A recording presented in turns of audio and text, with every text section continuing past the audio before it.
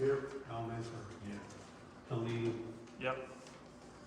D, our treasurer is not here, and James Perry. Here. Okay. And Angie. Okay. All right. Consent agenda. Approval of the agenda, approval of the minutes, approval of the bills. Are any bills, correct? Correct. Make a motion to approve the agenda, minutes, and bills. Okay, do I have a second? Second. All in favor? Right. Aye. Okay, consent agenda is approved, excuse me. There will be a treasurer's report, he is not here. I'm going to change the order a little bit here on the agenda. We have Colin Klingbill here from Jacobson and Westergaard, and he is the engineer for Drainage District 51, and he's going to provide some updated information. The reason I'm moving him ahead is because he has about an hour and a half, 2-hour drive to get home, and it's after dark, and we hope he gets home safely. No deer strikes.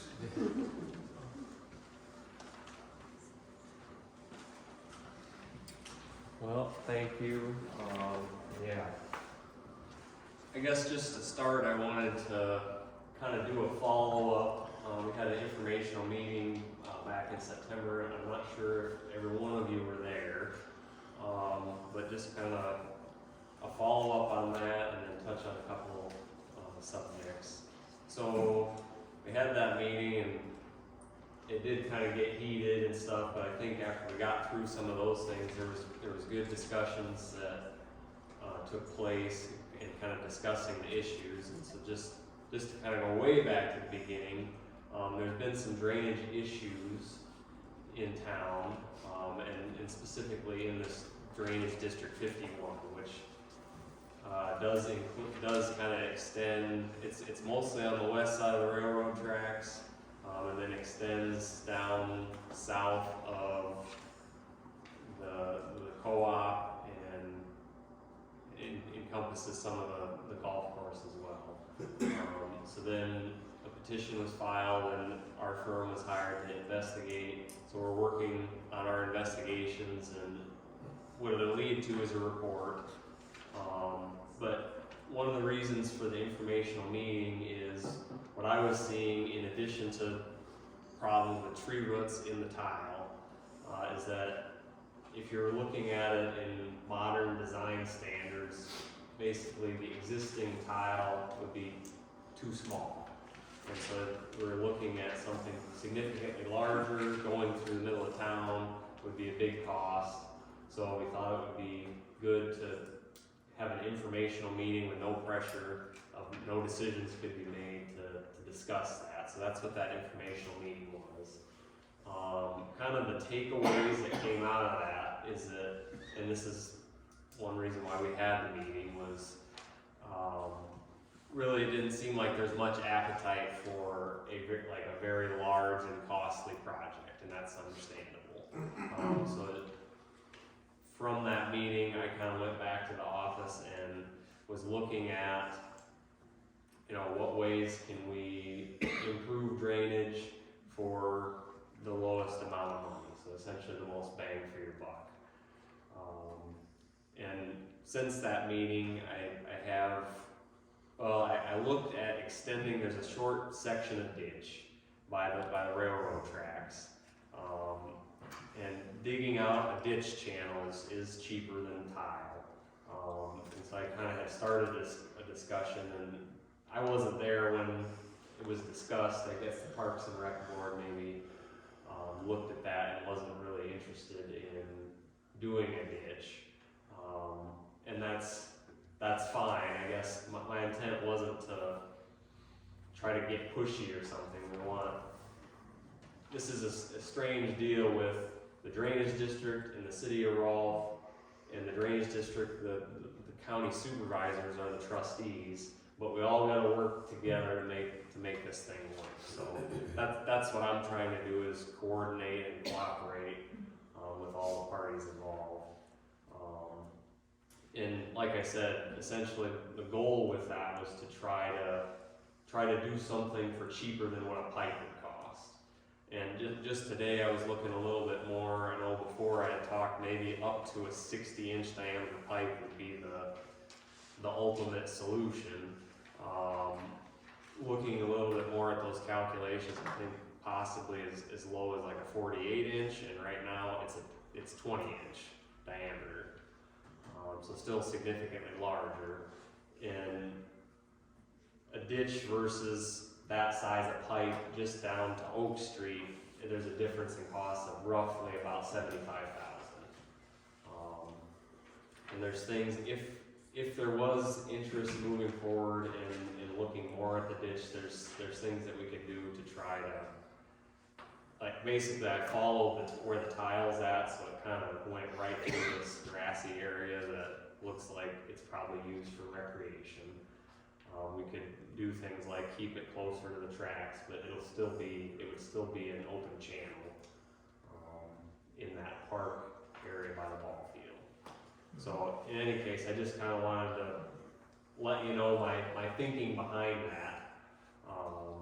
And then,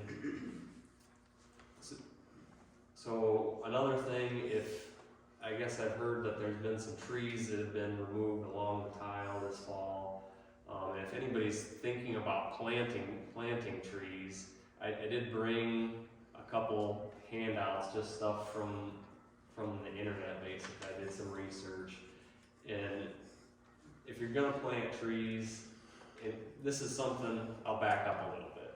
This is something that quite likely will either between the city or the drainage district, some sort of ordinance or a resolution kind of with restrictions maybe or guidelines on how far away from the tile trees should be planted and maybe what kind of trees would be preferable. Basically, trees that are slow growing, shallow rooted, and not water loving are preferred, and then as far away from the tile as you can get them, basically. So I will leave a couple, I didn't bring enough copies for everybody, but if you're interested, I'll leave some copies of a couple different printouts on the back table. And so circling back kind of that informational meeting, basically my takeaways were, again, not the Cadillac solution that's gonna break the bank. So looking at how can we improve things for the lowest cost. Some work's already been done on trying to get tree roots out of the tile, but that's a temporary thing. Once you sever those roots in the tile, you haven't done anything to prevent them from growing right back in. They're just simply basically at the edge of the tile, and once you cut them, they're just going to grow right back in. And that is an option, just to continue removing roots. But one big thing with that is that I would emphasize is if that was a path that we were going to take, it costs money, and just waiting for the tile to plug is probably not the best approach to that. We kind of stay ahead of it. So every few years, looking at the tile and doing some clean out. But really, in my opinion, the best thing would be to get rid of the trees that are sending their roots into the tile, and then not just to clear cut all the trees. Like there are trees that you can put close to the tile, and it shouldn't cause too much of a problem. You just gotta keep an eye on it. Yeah. Can't you, where the root system's at, go in and do a polymer coating right in that area? The spray in polymer, so that way the roots can't get back into the water supply? Yeah, just from pricing, I've got a similar project in Dickinson County. It's not in town. There's a tile that runs through an acreage, and I priced out some different coatings and things, and you'd be surprised. It was cheaper to just put in brand new pipe than it was to try to do any sort of liner or coating. Surprisingly, I was surprised by that when we got price quotes back. Will trees come through the new piping? So if we did a new pipe, again, it would kind of we'd want it to be in tandem with some sort of restriction or ordinance, basically saying don't plant trees over this tile. And the ones that are there now would have to be removed. Yes, yep. So, and coming out of that informational meeting, basically, again, try to be low cost, and then also people were interested in what am I gonna pay? As in, if I'm a landowner in the drainage district, if we're looking at different options, what am I gonna have to pay for these? That wasn't something that was available when we did the informational meeting. And so what's called a pre-classification was ordered. So along with the report, when I finish it, there'll be basically numbers for people to look at. They're not final, but at least it would give people an idea when we're looking at different options, you know, what it would cost for this lot or this parcel of land, approximately. But a lot better than, there's an existing schedule for the drainage district for paying for things, but that isn't going to be much use for this project, whatever we do. The district needs to be reclassified anyways, so that was another thing that came out of that meeting. So we're continuing to work on this. I guess the hope is that we can get a report done sometime this fall or early winter and have a hearing. In that report, there'll be recommendations, but there'll be several options presented. And then we'll have a meeting probably here, kind of decide where to go from there. So is there any questions from anybody at this point? Yeah. Just curiosity, what does it cost per foot to lay the pipe? You said it was cheaper to do that, so. Well, I'm just talking in general. Oh, So for what I did, it was looking at, that was a 28-inch pipe, and let's see, no, it's 26. It was a 26-inch pipe. I can't remember the exact cost, but it was over $100 a foot to do that. It was more expensive to do that. I can't remember the numbers exactly. so laying is under $100 a foot for putting in a new tile? The liner was over $100 a foot. But you said it was cheaper to do the new pipe then? Right. Okay, so it's under $100 a foot to put in the tile? About there. Okay. Yeah. In every case, it's going to be different. But Yeah, size of the pipe make a difference, but. But yeah. And another thing with lining the pipe is the tile that's out there is actually providing subsurface drainage too. Like there's a lot of intakes and things, and But you line it where the roots are coming through at, not the whole system, just the damage in the roots areas. right. I get what you're saying. Yeah, so you go in, you clean out the roots, you epoxy coat that area, or polymer coat it, and then the roots can't get back in, and that part's fixed for the next 10 years. Yeah. And then you're only paying for 20 foot or whatever of epoxy coating. Right. And I'm not familiar enough. I'll have to look into that more. I'm not familiar enough with how that process works. If it's really easy to, like, let's just say you went in from a manhole and you wanted to somewhere. Basically, short stretch, you run a you camera can system do down with a painter in, and you just bring the camera, you watch where you do the rotary paint going through it, and you pull it back. So it's actually fairly easy access, and that way you just do the repairs of the bad spots instead of sinking a whole lot of money into doing the whole thing. Like you said, it does do some subsurface too. So, but you know, Yeah, well, that's definitely something I'll look into. that'd be the most cost effective. So, How old is the existing pipe that's there? It's over 100 100 years old. Yeah. So is it not logical that it's called deterioration over time? Yeah, there is some of that. I mean, there's been some breakages that I'm aware of. I haven't gone and looked at them, but there's in the last several years near the outlet. This is main number 1 tile. And there's been breakages. When we look at it's it's kind of hard to tell, but when there was a camera run up the tile and videoed in 2018, so it's been 5 years since that's been done. But most of it looked like it was in fairly good shape. But some of those hairline cracks and things can be hard to see. Let's face it, it's 100 years old. Yeah, it's There's 100 no years guarantee. Yep. I mean, things do not last forever. Right. And one thing too, that ditch, that's been cleaned out several times in the last few years. Gary Atherton of the county said that there's a lot of stuff washing out of the tile into that, and I don't know if it's sand or what, but basically he said that's been had to clean out a lot. And then there's a culvert through the railroad tracks that's a 24-inch culvert, and that's another thing too. Just that really should be upsized, and if we do something like that through the drainage district, the railroad would have to pay for that. Anything else? So if you say you put a 50-inch tile down there underneath the railroad tracks, it's gonna let that water move freely, so wouldn't that help a lot? I think that would help. Yeah. One thing is going to be if we go down the path of doing something through the railroad tracks, I don't think it's just as simple as sending them a letter saying, "Hey, you need to do this. Pay for it." They're gonna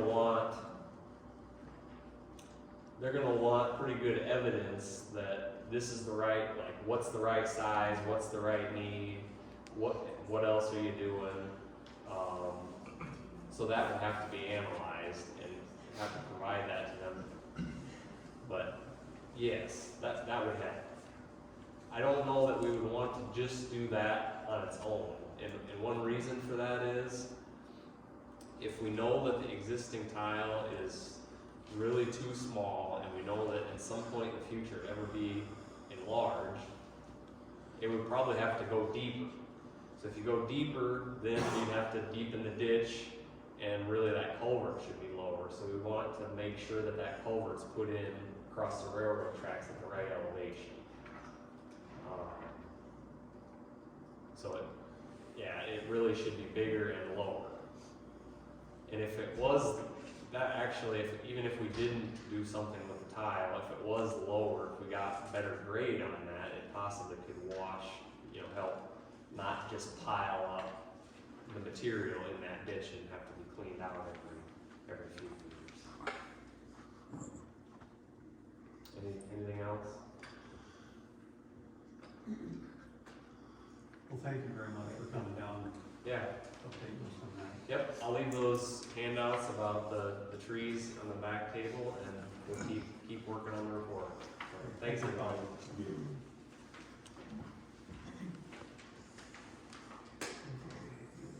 Ben, take us in here. All right, well, then we'll go back to,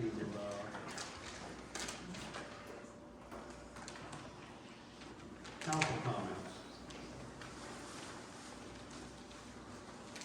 Connie, you got anything? Randy, you got anything?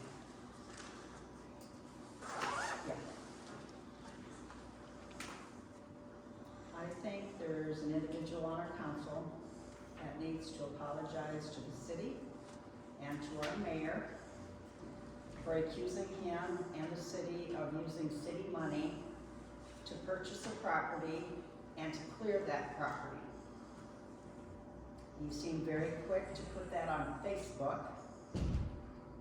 Once he heard the facts, I guess he then took it down, but by then, I feel the slander to the city and to our mayor that works his tail off to do nothing but positives for this city had already happened. So I think that individual owes the city and him an apology, public apology, like right here at this council meeting. And also he needs to post back on Facebook that he likes to put on so quickly, admitting that he was wrong and mistaken, that no city funds were used for the purchase or the tear down of that property. What do you think, Al? Well, we had a similar problem last summer, where there were city council members and their wives that were attacking my daughter about stuff at the pool. And they had their friend do an apology instead of them doing an apology. So, I'll put it on what actually happened. I got a phone call from somebody saying that, Al Brandboy had told them that the mayor had authorized the tear down of his old house, and, the city was gonna pay for it. So I posted it on Facebook, which probably wasn't the right thing to do. And then I talked to Tony, and Tony and I talked about it, and Tony told me what was going on, and then I took it down. It was up maybe 15, 20 minutes, 10 o'clock at night. Well, a lot of people saw it. Well, I should have put it on Facebook, but when I get pulled stuff and I'm out of town for an extended period of time, I have no idea. So I take. Do you think you should have maybe double checked? You could have asked the city whether it was Angie. Well, at 10 or o'clock you at could night, have- there was well, nobody or you up could have there. asked Jim. But don't you realize, I think you know that something like that did not go on because we as a council had not approved anything like that. So do you honestly think a mayor would just I up have and no do idea. that without the I have okay no of the idea. council? I have no idea. I think you know how things work. Oh, I know how they work. I know how they're supposed to work. Everything that he's done for the city, and you're gonna accuse him of doing something like I didn't underhanded accuse and- anybody. The Facebook post that I was gonna find out. And once I found out what was actually going on from Tony and I's conversation, I took You it could down. have asked somebody before you. At put 10 it- o'clock at night, Okay. at 10 o'clock at night, I'm not gonna call people. Well, I Tony can texted tell. me, You, and he feel was that you great. didn't do Let's, wrong, uh, which take is the a shame. shit. Let's just stop right there. Is there anything else? No, I I- think that's a very poor excuse. I understand, I appreciate it. Need to move on. Rob, you got anything? No, sir. Dan, you got anything? Yeah, I'd like to congratulate, Len and Rob and you for getting on. And a special thanks to Matt and Rich Welter for getting it out there so everybody can see it, or we wouldn't have got these votes in. You got anything else? Yes, thank the citizens for voting. City clerk's comments, Excuse me. I don't have anything. okay? Utility reports, I don't have anything. okay?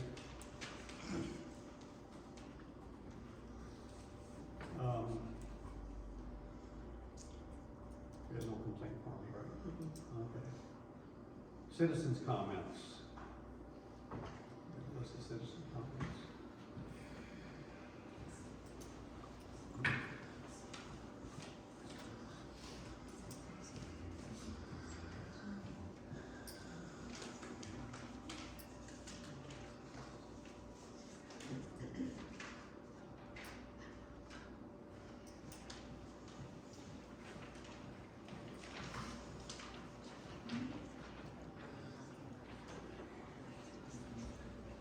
All right, want to keep this to, no more than 5 minutes per person and no more than one subject. So, somebody's gonna come up and talk about multiple subjects, we're not gonna do that. So, when I call your name, it's the most important thing, you got 5 minutes, so. We'll start with Michelle Bonstetter. I didn't sign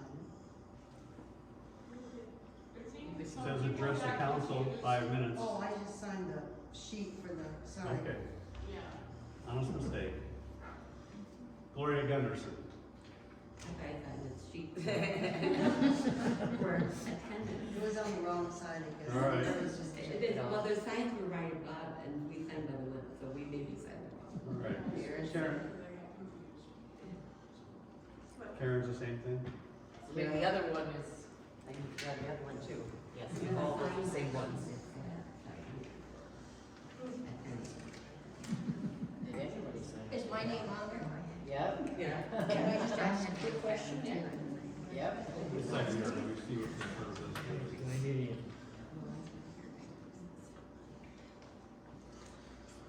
regular sign-in, but I think Jeff's on there. You were just regularly signing in, or? That's great. So- Okay, well, we'll try to figure out this thing. So go ahead, Karen. I just wondered if we were gonna, go over the pool stuff tonight. All I'm gonna do basically is, name the names and kind of give some general guidance, and it's gonna be up to the pool committee people to set up their meetings and pick their leader. Okay. And I just have some general guidelines to follow, and we can give those out later, so. Sarah Munson. Along with Karen, I was just wanting to know what the next step was for the pool, and do you have to wait till later? Can you tell us now or not? Tell us now. Who signed up and, Oh. and what the game plan is? Well, I can do that. He was gonna do that under his mayor comments, I believe. Oh, okay. Yep. I just wanted to know when we were supposed to start gathering and meeting up is all. Yep. Okay, next is Dee Madsen. Hi, Jeff. Oh. For the full thing? Yeah, the pool. Yeah. Chris and Jan Westergaard. Same thing? Trying to wrong paper, sorry. All right, and Becky Ives. Yes, I'm here tonight representing the library. We have two concerns that we'd like the city council to know about. First of all, there's been some graffiti that's on a lamppost. It's between Charles Gunderson's building and the corner of the library, this building. And we just think it'd be nice to have that painted over or covered up. Okay. And the second thing, we wanted the council to know that. I'll go back to lamppost. We probably have to contact Light Energy, because they own those. Oh, okay. Yeah. Okay. We'll definitely look into it. The second thing was, I understand that, was it at the last meeting? It was mentioned that if the council, Barb Bennett was here talking about hometown pride, and, it was mentioned that if the library would, donate, pledge $1,000, the city council would too. We voted on that, and the library board decided not to donate $1,000 to the hometown pride fund. We decided to donate $2,200 to the hometown pride, and hoping that that money would be pledged to use for the door that goes into the library. So I just want the council to be aware of that. Thank you.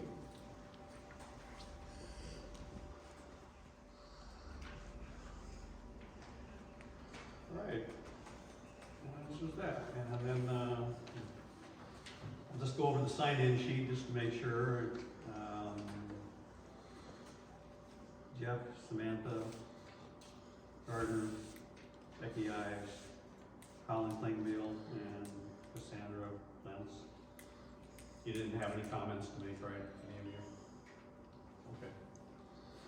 All right, that answers that. All right. Mayor's comments, I got a handful of stuff here. First off, we had a trick-or-treat after trick-or-treat meeting here, or gathering here in the city hall. It went well. We gave out hot chocolate and hot dogs to the kids. And it was really, really gratifying that most of the kids came up and said, thank you very much. And they did that without being coached or anything like that. So that was really heartfelt. And so to the people that put all that on, thank you. Library windows were broken by somebody who doesn't care anyway. Just to update that, the library windows and the screens, the replacement sashes and screens have been ordered. And when they come in, the person that we ordered them through, who actually built this building, will come and install them. We decided not to go with insurance because the bill was $1,225, and our deductible was $1,000, so it doesn't make a whole lot of sense to raise our premiums for that. Do we know who did the damage? There's an idea, I have not followed up with the sheriff to see if what they've done with When that. that is found, will we be asking for Well, reimbursement? I would hope so. at this point, you gotta get somebody to admit to it, Yeah. so. All right. My understanding is the grant for the automatic doors for this building have been submitted. Grant for trees, the Alliance puts out a grant, request every year, bring in your needs for trees, and, that's been submitted as well. Was brought up during the, meet the candidates that, there was some concerns about closing the pool, and a couple people brought up the idea of swimming in the pond. Number one, not a good idea, it's not made for swimming. Number two, it's posted no swimming. They cited the reference to Emmitsburg and how the people swim in the lake up there. I talked to the Emmitsburg city people, and they said they're up there for the lake, they post swim at your own risk, which is basically don't swim in. It's all in insurance. Basically, it's just smart things, and there's no need to take on some sort of liability. So I don't see, since we did have a drowning here sometime in the past, I don't see that in the near future the possibility of swimming in this pond.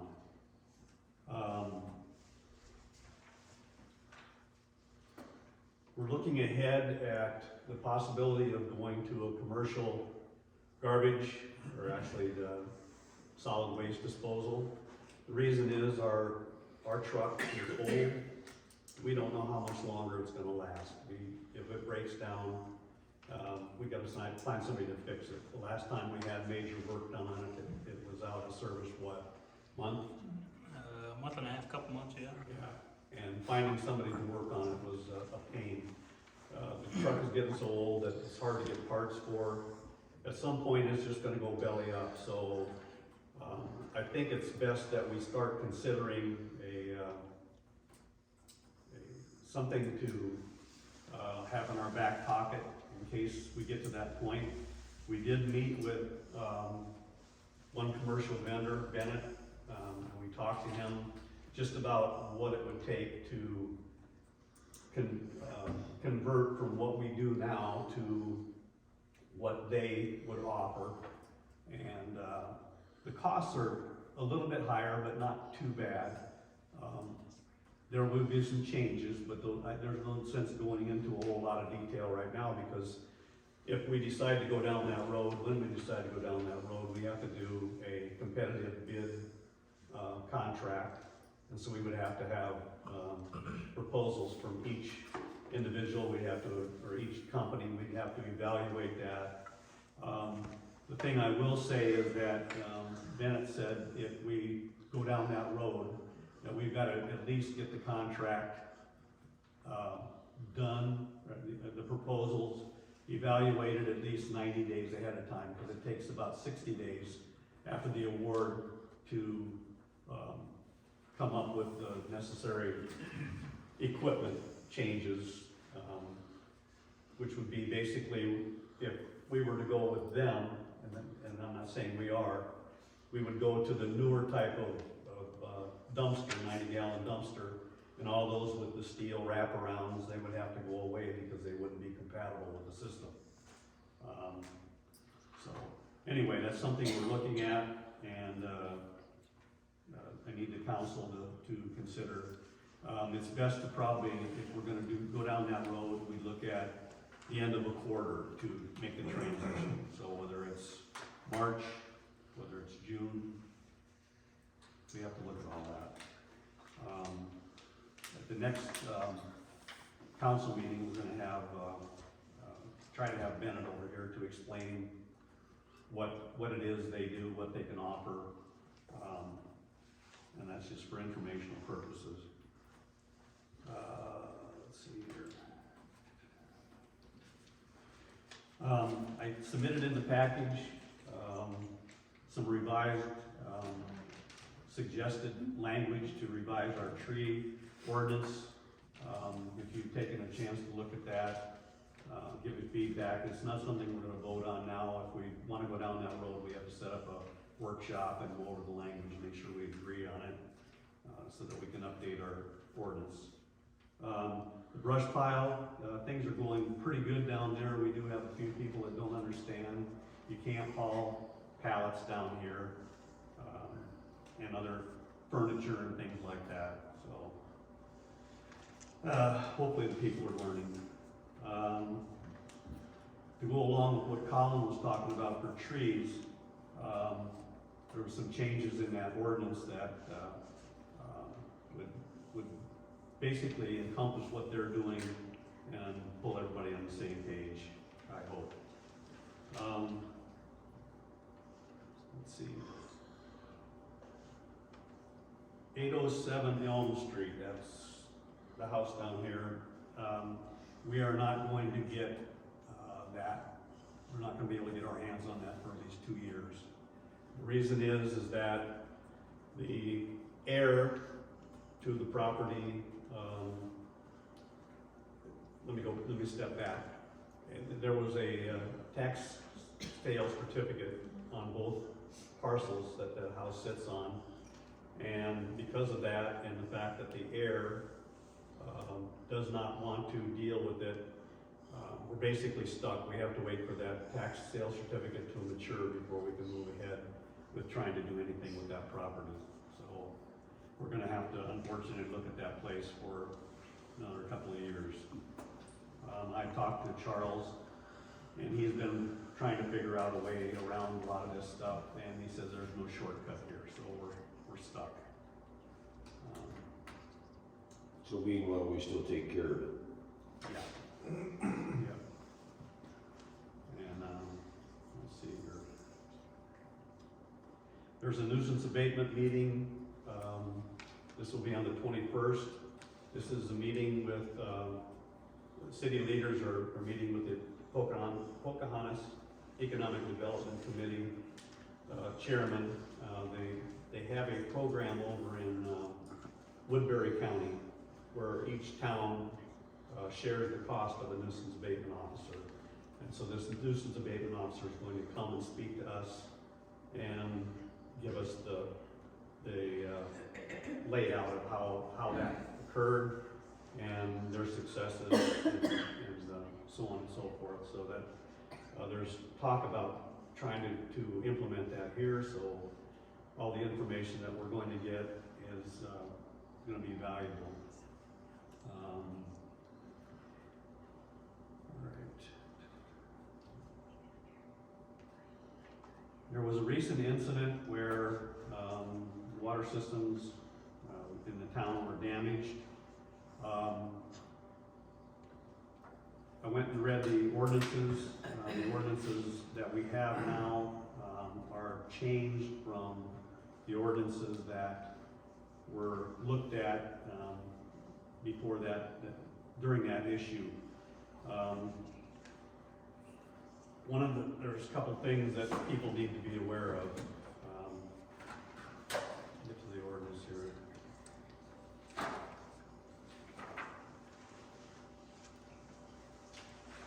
Sometime between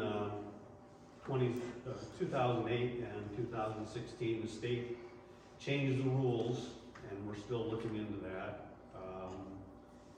But basically, there needs to be a permit before any person makes a connection to the public water system.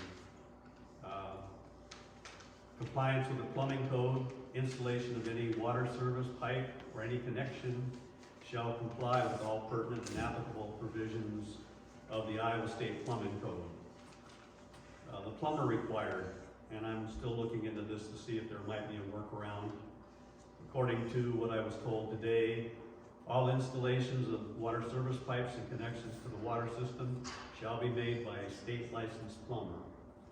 So the city no longer, as I understand it, has the authority to approve its plumbers that do this kind of work. So again, I'm looking into details. Excavations, all trench work, excavations and backfilling, required shall be performed in accordance with the state plumbing code and provisions of chapter 135, which is, we get to 135 here.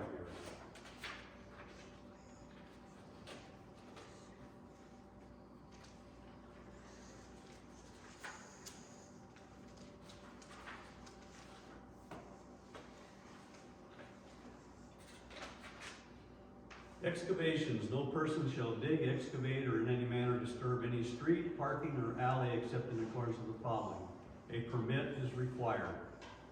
Requires the exact description, the purpose for and by whom the excavation is made, person responsible for refilling the said excavation, date of commencement of work, and an estimated completion date. There's also an insurance required, bodily injury. The people that are doing the excavation need to provide $50,000 per person bodily injury and property damage of $50,000 per accident. So going forward, when it's time to do this type of work again, if we're going to follow the ordinances, which we should, then we're gonna have to make sure that everybody is in compliance. If we're not gonna do that, if we're gonna start deviating from the ordinances, then I'd like to know where we draw the line. Because you can't enforce some and not enforce others. So I think it's really important that we follow. I will make one more note here. Under 135, it said the property owner's responsibility for maintenance. They actually, back here.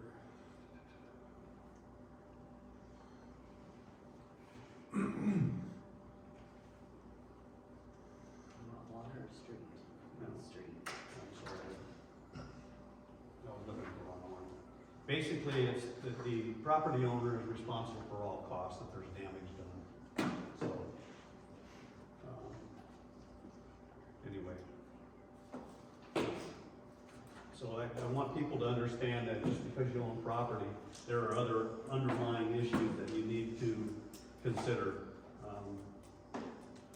before you go ahead and do some of this work. The last thing I'll talk about is the pool committee. The pool committee, right now, the volunteers are Stephanie Sint, Karen Orwig, Michelle Bonstetter, Chris and Jan Westergaard, Glenn and Sarah Munson, Samantha Gardner, Gloria Gunderson, Dee Madsen, Carolyn Dahl, Ashley Stewart, and Jeremy Sauter. So basically what you're going to be asked to do is assess the current condition of the pool and how long do you want to keep this pool going. Kevin was supposed to send in some more information. He got the names of some more people that work these kind of issues and do upgrades and so on. So hopefully we will have that for you shortly. You'll need to prioritize the work to be done. Maybe not everything needs to be done in the same year.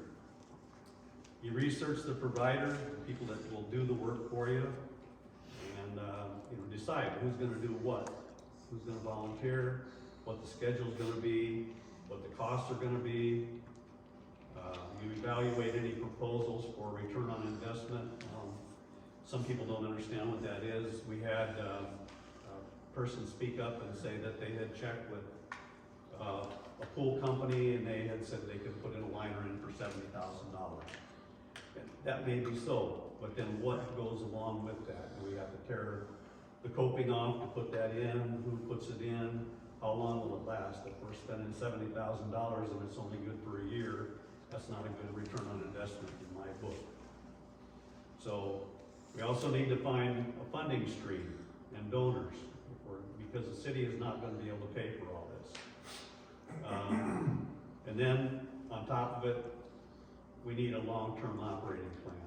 In other words, if you want it to last for 5 years, then you need to lay out a plan for how it's going to operate over 5 years. And then are we going to put it to bed? Or are we going to try to extend it some more? So all these things need to be run to ground, so. I put out a lot of information there, I hope, people understand that we really gotta look at this seriously. The city is not gonna be able to afford to do major renovations and major repairs. We will probably be able to provide the water and pay for the lifeguards and things like that that we've been doing. And hopefully the revenues will allow that through the rest of the life of the pool. We don't know going forward, so. Is there any questions on the pool? Could you run through those names again? I couldn't keep up with you. Okay, I'm sorry. Okay, we want the pool committee to assess the current condition. The names. If you need to get an engineering evaluation, whatever. We need to know how long we can keep the pool operating, or is there a target? She wants the names of the Oh, I'm committee sorry. members. Stephanie Sim. I'm sure I got that one right. She's writing them down. Go ahead, I'm just Okay. trying to keep up with you. Karen Orwig. Michelle Bonstetter.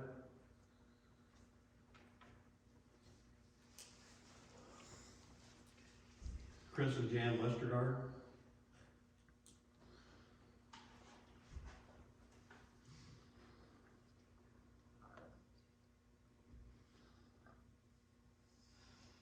You and Glenn. Samantha Gardner.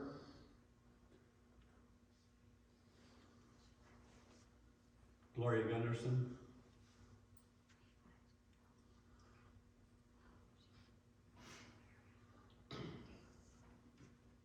Dee Madsen.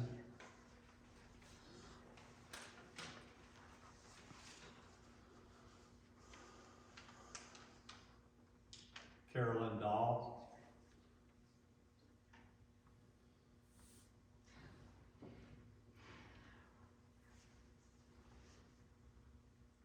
Ashley Stewart. And Jeremy Sauter. Thank you. Yep. I got a question. Yeah.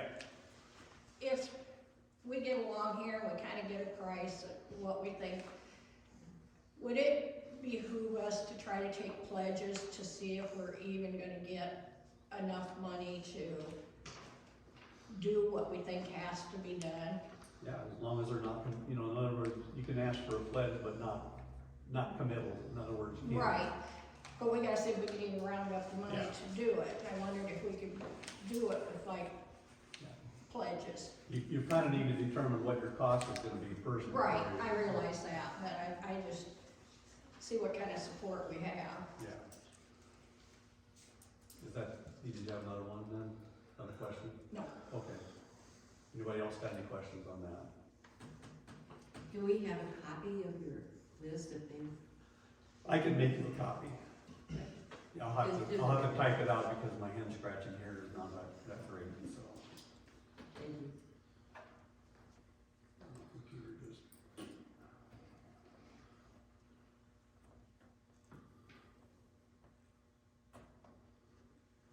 All right, so. I'm going to assume that the sheriff didn't provide you with any details to update us with, correct? Not yet. What type of details are you looking for? No, he just basically tells us kind of the status of what's going on.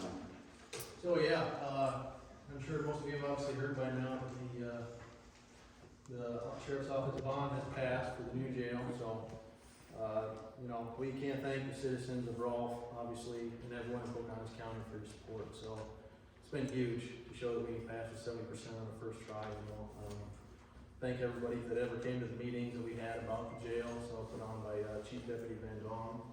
But we're thrilled and we're excited to get this underway. Obviously, the majority of citizens understand that it was a greater need for this citizens of Pocahontas County. So, we can't thank you enough for your support, and yeah, that's really all I have about that. So, thank you, everybody.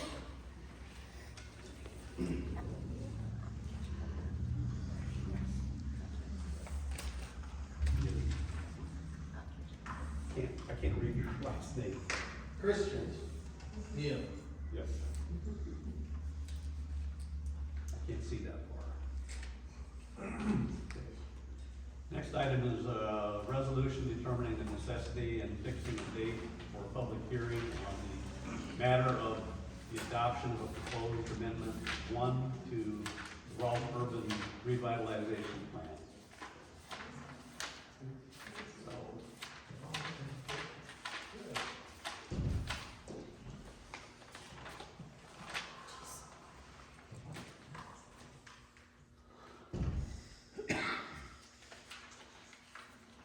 get to it here. All right, so we want to set a date first, correct? Well, the date's already set for this, the December 11th meeting. Okay. This is just a resolution passing it to do the updates to the Rolfe Urban Revitalization Plan that the state legislation says we need to do. So do I need to read all this? No, you do not need to, read the resolution. We have to post it in the paper, have a public hearing, so all that information will be there, and it's available at City Hall. So we take a vote then. So we're voting on this amendment. Yes. So we need a motion to approve these amendments, It's just one amendment. just the one? Yeah. Okay. Need a motion to approve the amendment, so do I have a motion? I'll make a motion to approve the amendment to the Rolfe Urban Revitalization Plan. Do I have a second for that? Second. Okay. Now we take a roll call vote. All right. Lana, Yes. Tommy, Yes. Rob, Yes. Al, Yep. Dan, Nick? 5 ayes. So the resolution is adopted.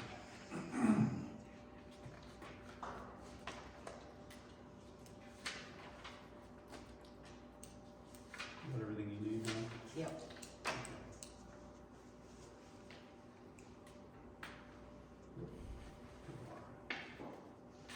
All right, typically the day after Thanksgiving is, Thanksgiving's all on Thursday, so typically we give a day off to the city employees. It's not a, it basically has to take a day of vacation, what it comes down to. It's not a holiday, so. So do I have a motion to approve that for our city employees? I move to approve. Do I have a second? Second. All in favor? Aye. Approved. In the package, and we won't go into this, I put in, 4 possible ordinance changes. I'd like people to look at those and then give me your feedback. And, if they're positive, then, we'll go ahead and set up a workshop to, put the language in. One was the tree ordinance, the others were, affixing a fee for, utilities that are still connected to the house, but, there may not be anybody there, they're still vacant, whatever. So there would be a charge for the water meter, be a charge for, would be the same cost for the sewer until the water meter is removed, and the same for the gas meter. So, we've just got so many vacant houses here, we got stuff hooked up, and the people who own these houses have no intention of ever bringing these back, so, they can either have it disconnected entirely, or they can pay a modest fee. Look those over when you get a chance.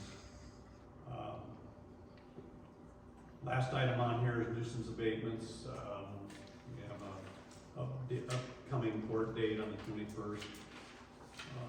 And I'm still waiting on some feedback from our attorney on that. Other than that, that concludes all the business, so,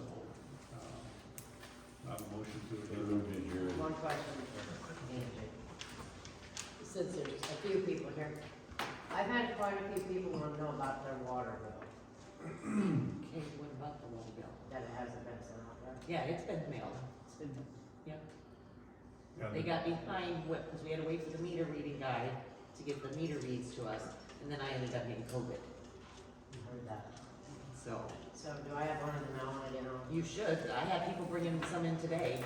I don't know, I already did, I got I got ours today. Do I have a second? No, I thought- All in favor of adjournment? Tell Robin, he said, And, 3:12.